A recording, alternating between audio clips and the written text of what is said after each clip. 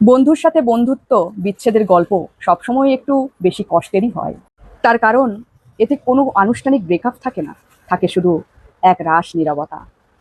আজকে দুই বান্ধবীর বন্ধুত্ব ভেঙে যাওয়ার একটি গল্প আপনাদের শোনাবো। কেমন হয়েছে অবশ্যই জানাবেন। দুজন মেয়ে ছিল, একজনের নাম মেঘ আর একজনের নাম বৃষ্টি। মেঘ আর বৃষ্টির গল্পে মেঘ আর বৃষ্টি ছিল কলেজের সেই জয় আর অনিল জুটি। কলেজের করিডোর থেকে শুরু করে ফুচকার দোকান, সব জায়গায় ওদের একসাথেই দেখা যেত।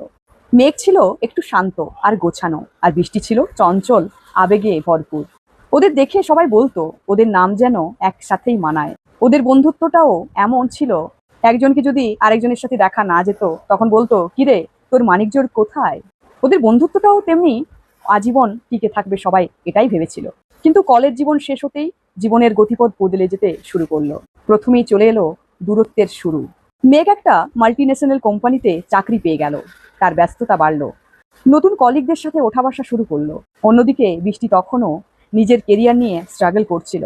প্রথম প্রথম বৃষ্টি প্রায়ই মেঘকে ফোন করতো। মেঘ অনেক সময় বলতো, রাখ তো এখন, এখন আমি খুব ব্যস্ত আছি রে, পরে ফোন করব। কিন্তু সেই পরে আর আসতো না। মেঘের নতুন বন্ধুদের সাথে কাটানো ছুটির দিনের ছবিগুলো যখন সোশ্যাল মিডিয়ায় ভেসে উঠতো, বৃষ্টির বুকে একটা হালকা অভিমানের মোচড় লাগতো।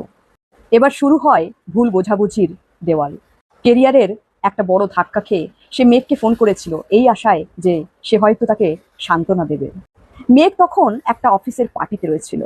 জমজমাট সেই পার্টিতে থাকা অবস্থায় যখন বৃষ্টির ফোন ঢোকে তার ফোনে, তখন একটু বিরক্তি হয়েই ফোনটা রিসিভ করে বলছিল, শোন না বৃষ্টি, আমি একটু ক্রাউডের জায়গায় আছি, তোর কথা শুনতে পাচ্ছি না। আর শোন না, জীবনটা একটু পজিটিভলি দেখ, সবসময় এত ডিপ্রেস থাকিস না তো। মেঘের এই কথাটা শুনে বৃষ্টির কানে তীরের মতো বিঁধল। বৃষ্টি বুঝলো মেঘ তাকে আর বুঝতে পারছে না, কিংবা বুঝতে চাইছে না।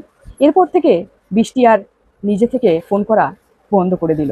মেঘও তার দুনিয়ায় এতটাই মগ্ন ছিল যে সে খেয়ালই করলো না কখন বৃষ্টির ফোন আসা বন্ধ হয়ে গেছে।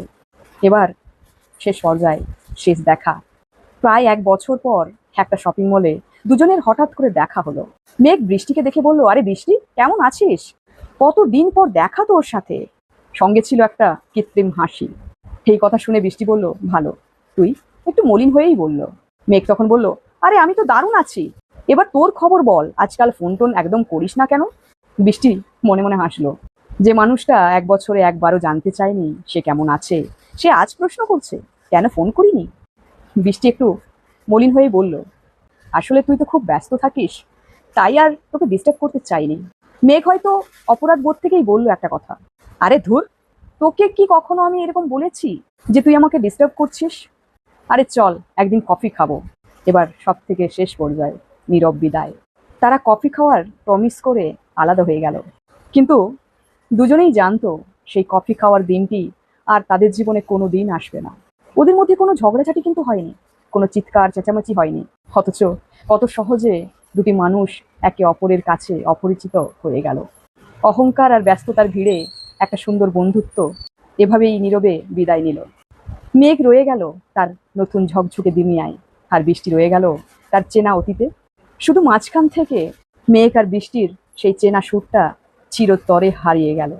যদি ভিডিওটি ভালো লাগে অবশ্যই জানাবেন, তাহলে আমি অবশ্যই এরকম ভিডিও আপনাদের জন্য আনতে থাকবো। ধন্যবাদ, ভালো থাকবেন। আর আপনার যারা বন্ধু আছে তাদের সাথে এরকম করবেন না, কারণ বন্ধুত্ব আমরা খুব ভাগ্য করে পাই, সবার সাথে কিন্তু বন্ধুত্ব হয়ে ওঠে না। তাই যাকে মন থেকে বন্ধু হিসেবে মানবেন, চেষ্টা করবেন তার সাথে সারাটা জীবন কাটানোর। ভালো থাকবেন সবাই, আর অবশ্যই সবাইকে ভালো রাখবেন। ধন্যবাদ।